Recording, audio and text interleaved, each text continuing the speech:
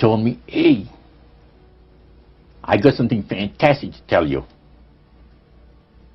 He said, I am affiliated with people that speak with the spirits of the dead. How would you like to talk to the spirit of your dead mother? And I was shocked. I was shocked. He said, you wouldn't be afraid of talking to the spirit of your dead mother, would you? Well, I said, I'll tell you what, I would have to give that some thought, because it's something I never thought about before in my life. Heart Research Center presents A Trip into the Supernatural with best-selling author Roger Morneau. While still a young man in the city of Montreal, Roger Morneau became involved in the worship of demons. In this two-part series, Roger gives us a first-hand account of his harrowing brush with the powers of darkness and ultimately his divine rescue. Also joining him are Cyril and Cynthia Grossi, the very couple who first pointed Roger from the darkness to the light. Conducting this exclusive interview are Dan and Karen Houghton of Heart Research Center. Let's now join the Houghtons and Roger Morneau as we together enter part one of A Trip into the Supernatural.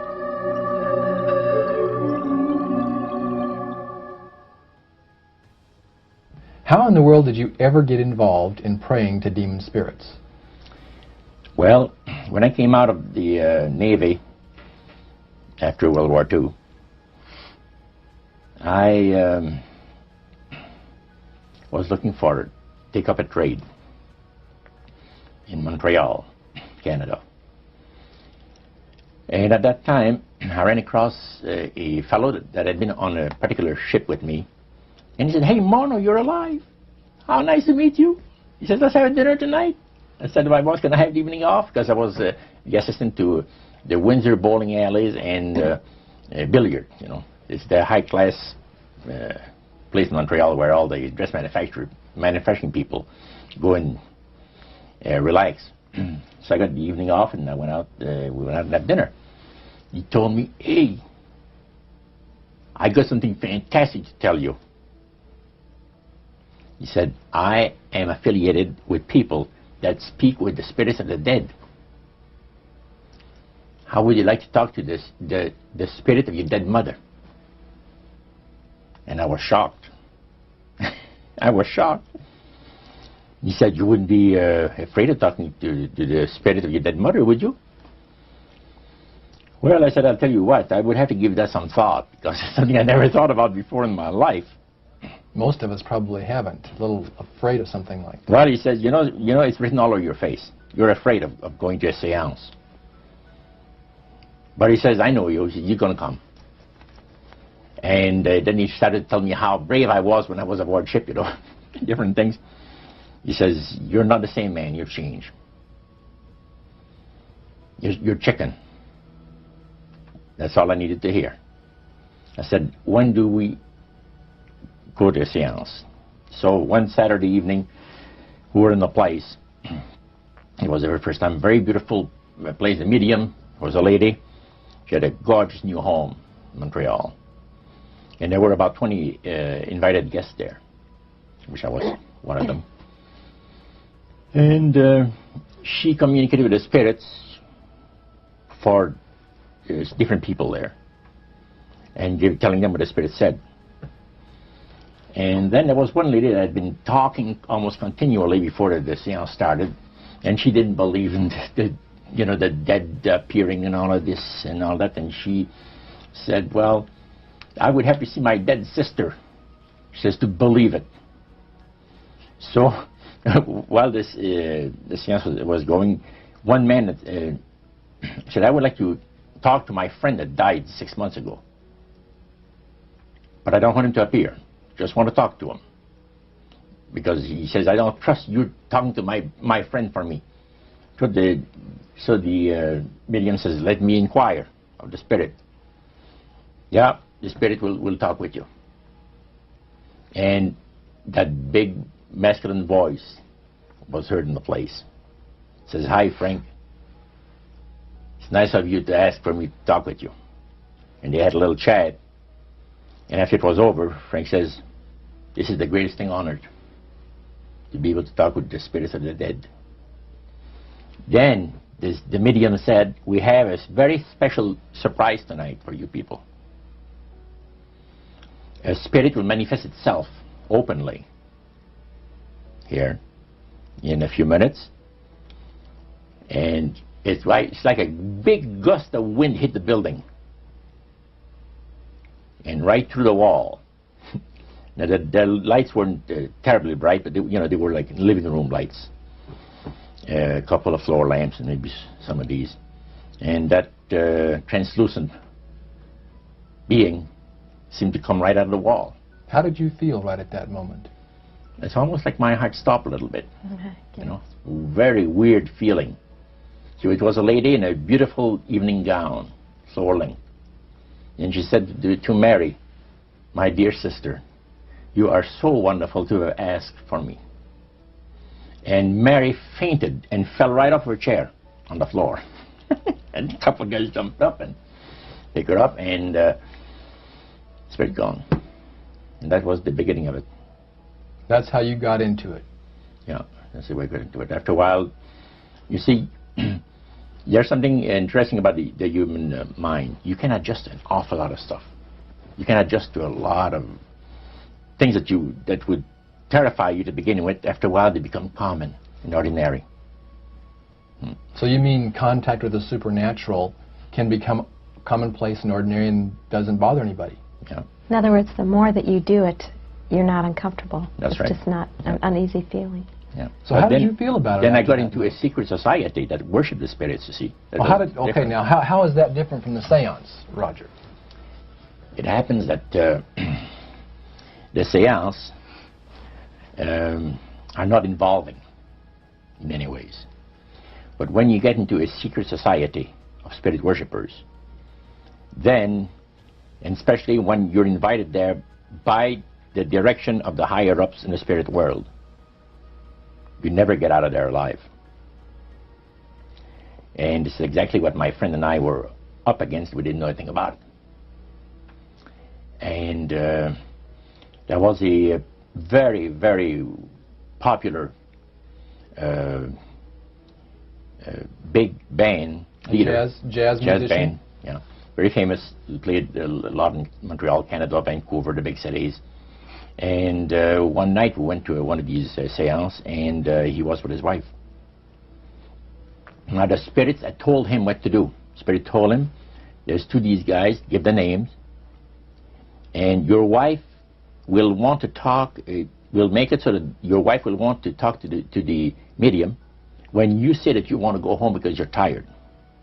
As soon as you see that these guys are starting to want to leave, then leave with them at the same time. And as you get outdoors, you ask them if they're driving. They'll say no, they're going to take the tramway a couple blocks away. Well, you invite them to get in your car with you, and that you will take them to a fancy restaurant and treat them to some good food and talk about the merchant navy. And that's what the guy did. And there we were in this plush restaurant, pulled into a little alley, and I can still see it like it was yesterday. Just enough room to pass the car, back alley, that happened to give on a restaurant that was on St. Catherine's Street, which is the main street of Montreal. And that was quite an evening. So Roger, you're at this restaurant. What happened? Well, after we were seated, in entering there, the place was just full, packed tight. But there was a couple of tables against a wall that had a reservation sign on it. And the owner of the place recognized the band leader and came and said, good evening, and you gentlemen want a table. So you're one of the reserve people. So we sat there, and we had our favorite alcoholic beverages, you know. And as we talked, the band leader says, how long have you fellows been involved with sorcery? And he shocked us a little bit, and I said, exactly what do you mean? Well, he said, you know, what you people are doing, talking to the supposed spirits of the dead. He says, this is silly. And this man had been at the seance with you. Yeah, oh yeah. And he's telling you that it's silly what you've just done. Because see, my wife, he says, goes to these seances because she gets comfort and she gets something good out of it, good feeling out of it. And she lives for what the spirits, are going to see that the future is going to be like. To me, he says, I can't bother with this stuff. He says, I want power. I go right to the source of power. And he says, how do you think that I became famous the way that I am? Well, I said, you must have had some good luck. Well, he says, there's no such thing as good luck. He says, there's either some power working for you somewhere, or you don't get ahead in this world. Not in my type of occupation. So it went from there. We got talking about spirit worship. Did it intrigue you? Or did it make you want to find out more about what exactly he was talking about? Yeah. So he said the supposed spirits of the dead that you're talking with are demon spirits. They're fallen angels. They're beautiful beings. Just set it out, just like that. Oh yeah. It didn't make you uneasy when he said they were... Well, it shocked you a little bit, something that you first hear mentioned to you. He said, you guys have got a great future ahead of you. Because we've been told, the high priest of our society, secret society, has been told that the master has very special plans for you too. Now, what did he mean by the master? Satan. And we were interested to hear more about it. And he told us, he says, look, we worship spirits. We worship Lucifer and all his angels. They're just as beautiful as they did before they were cast out of heaven. He says there was a misunderstanding in the whole thing. He says among the inhabitants of the galaxies. And he says our master was misunderstood. And God did not bear with him like he does with people that make mistakes today.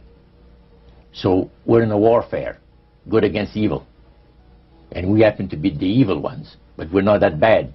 He says, I look at this business between the forces of good and evil.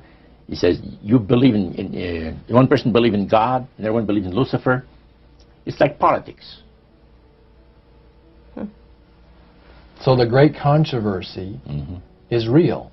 And you've heard someone talk about it that's on the other side. And to these people, they are sold to the fact that Christ will not return to this planet with power and great glory. He's going to abdicate all claims to the planet, because the high priest once said that Christ will abdicate all claim to the planet because he knows that it is lawfully and rightfully Satan's.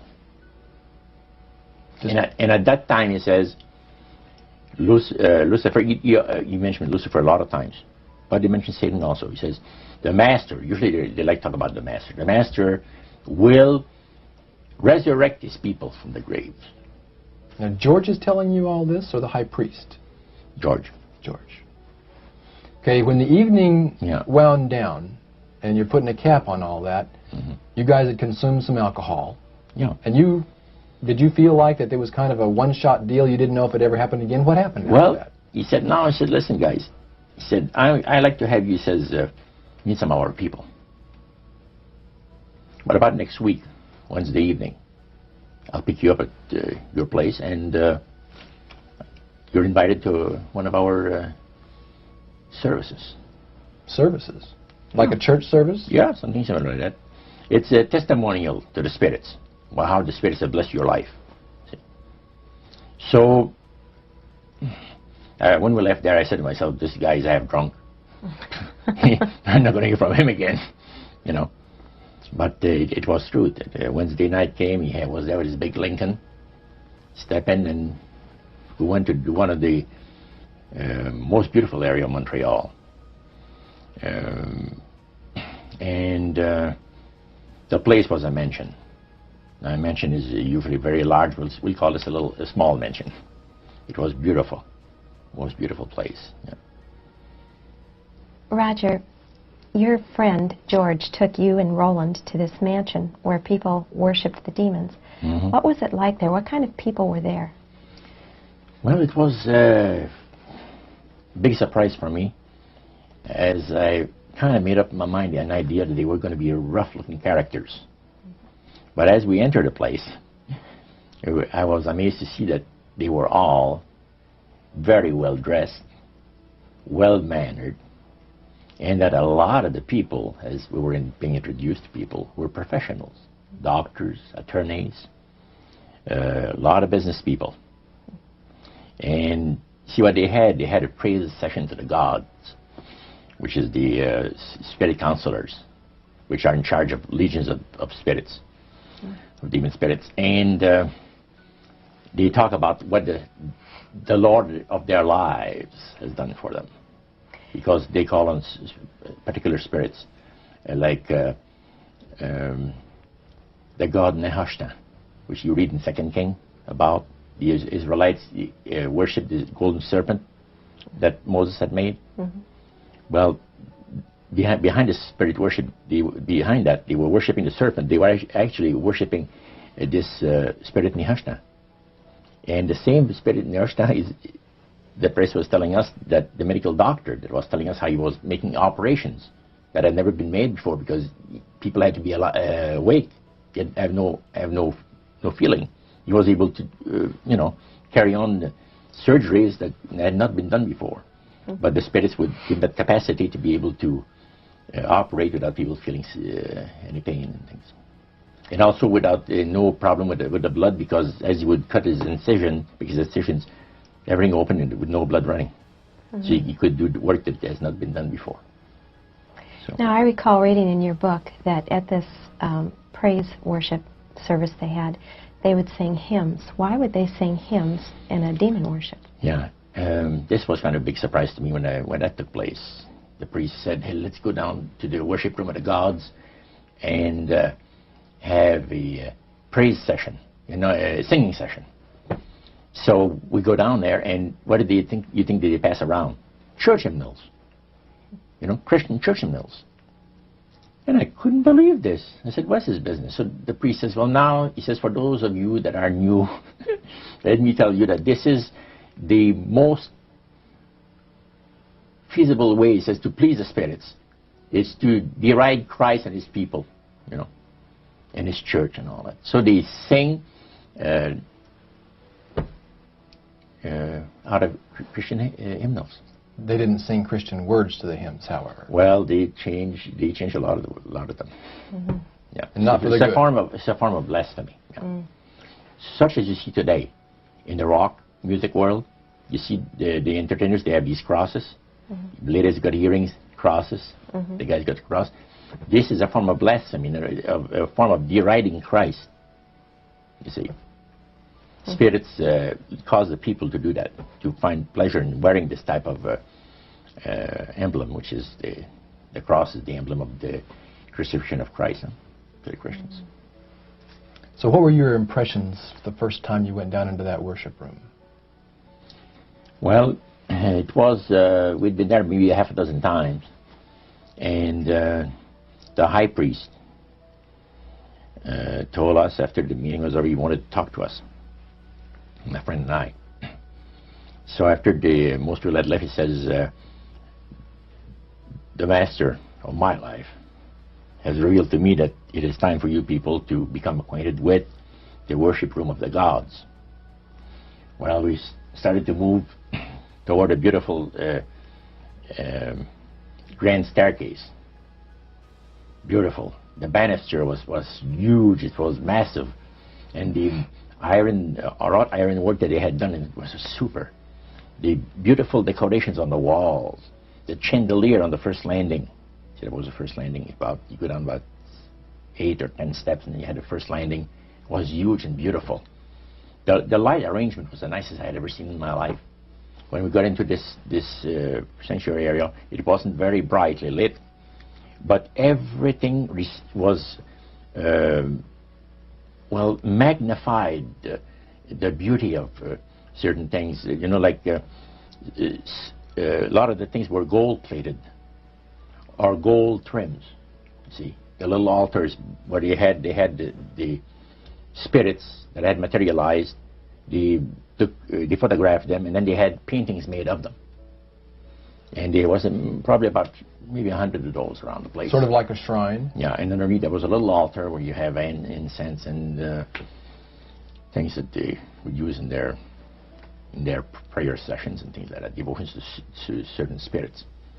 And some of the objects in there, the priest said, were solid gold. It was a unique experience to see that. So how did you feel when you walked into that room? I felt that these people had power, and they had a lot of it. Did that attract you? Yes and no. You had mixed feelings about it? I had mixed feelings about it, yeah. Because to a certain extent, things looked so good and sounded so good to us. But you see, I'd been brought up in a Christian home where my parents had told us we were 8 children in the family. And especially the older ones, you know. My dad says, well, you know, if you get involved in wrongdoing, you're going to have to pay the price. There's always a cost for everything in this world. So this thought kept creeping into my mind. Just how far you go with these spirits before we start paying the price. See? So it made you just a little bit nervous. Oh, yes. But yet you kept going back. Oh, there was no way out. Because that's what we're told. You knew at that time. Yeah. So you were moving forward more on fear. More on fear, yes. Because the high priest said that the master had special plans for us in our lives. And that no one ever went into this society unless they were invited by the spirits. See, so that was made very clear. And he also expressed to us the danger, explained to us the danger of going against the will of the spirits. And he mentioned about this one man and his wife that live in a fireproof building in Montreal. The place burned right down within a minute. He was one of their members that had decided that, well, he wanted to think things over. He was not going to get initiated at a time that the spirit said he would like him to be initiated into the society. So in reality, Roger, you were chosen by high-powered demon spirits to be a part of their human, special, privileged group. You see, these people in Montreal, the society, like the priest mentioned, there's thousands of spirit worshippers in all these different societies of spirit worshippers in this world. But he says we are the elite. We know the real truth about the master and his angels. And they're not hideous-looking beings. They are gorgeous creatures. And from the paintings that they had on the walls of that worship room, they were unique beings. Especially there was a painting full size, full-length painting of the fallen Lucifer above his altar. And that was very fascinating, because he looked like a man of great intellect, high forehead, the way that he looked with his eyes, the way he had the eyes looking. It gave you a depth of perception of somebody that is very, very knowledgeable and powerful. Powerful, yeah. So Roger, this high priest that you talked about, he is the one that ushered you down into the worship room. Was he also the one that led out in the praise sessions that you talked about? Yes, and he had an assistant also, another priest. Okay. Now, when you would go to these praise sessions, what kinds of things happened at those sessions? Well, there's a lot of success stories. Positive mental attitude kinds of things? Well, yes, a lot of success stories. The masters has done this for me and that for me. I remember one lumber dealer, he had like half a dozen different operations around Quebec, and everything that he touched seemed to turn to money. You know? And he was telling about it. And then there's this other person that was a clairvoyant that would work only for the wealthy people, only for the super wealthy. He says, I have the know-how, they have the means, let them pay. So he advised in business transactions. They would come to him and say, listen, I look at this deal that I might get, you know, this factory or whatever it is, like, because this person was interested in industrial real estate, see. And he would talk to the spirit, and then the spirit was audible to him. See, you could hear the spirit talk to him, but the man did not hear. So the spirit was telling the clairvoyant what, well, he called himself an astrologer, reading the moons and the stars, and, you know. Now, what was the term you used for his title, this man? Clairvoyant. Clairvoyant. Oh, clairvoyant. Clairvoyant. Okay. Yes, and it was interesting. This person stood up and says, I had a nice little experience last week. And he says, the master, he says, they take care of you. This lady and her husband brought him, to this astrologer, a bundle of money. They said, this is the deal that you... And he works at only on percentages. Only on percentages. He doesn't work for set amounts of money. Only percentages of what the people are going to make. So he said, they brought me a substantial amount of money. And they were very happy with it, and I thought it was very reasonable.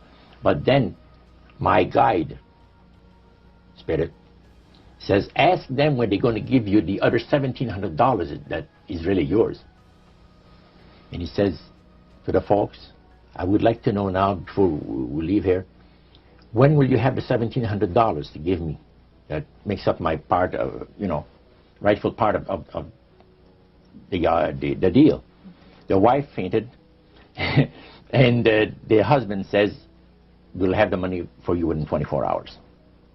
So that was this type of priest session. So he was thanking the demons for helping him to know that. Oh, yeah. Demon spirits, yeah.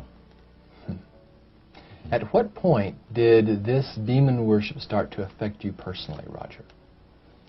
Well, it wasn't too long that the priest mentioned to us that the time had arrived for us to start trusting the spirits and give the spirits a chance to work for us. And there was a number of gifts that you could choose from, you see. And I used to play the horses, some. Not knowledgeable at all. I used to go to those bookies, you know, play the horse every so often. But I said, hey, I would like to be able to, for the spirit to instruct me on the numbers and the name of the horses that's going to win, you know, at Belmont or some other racetracks like that, make myself a little money. So the priest says, it'll be given you. And sure enough, one night whether I fell into a trance or dreamed the thing, I don't know exactly what happened, but I saw 3 races that were really going to pay big. And these horses were dummies, so to speak. You know what I mean? They were not really good horses. They were like one horse paid 21 to 1 because he was that poor, right? The chance of winning was so poor that they paid 21 to 1 on him. And it showed me I saw the board at the bookie and the number on it. And I went there, and they said it was going to be on Saturday. That was like on Wednesday. A few days later, it was Saturday. I went there, and sure enough, there they were on the boards. I went to the wicket and handed some money and got myself a winner. Now I said, well, I'm a little crazy. I ought to put more money on there, so I put $20 onto the next horse, and that paid 21 to 1. So you know, I left there with maybe $400 or $500 in my hands, and I started to do that. In this case, I went directly down to the finest men's shop on St. Catherine Street and bought myself a $200 suit. And in 1946, a $200 suit was... In 1946, people used to work at the RCA Victor, where I had worked before I went to the Navy, for $18 a week.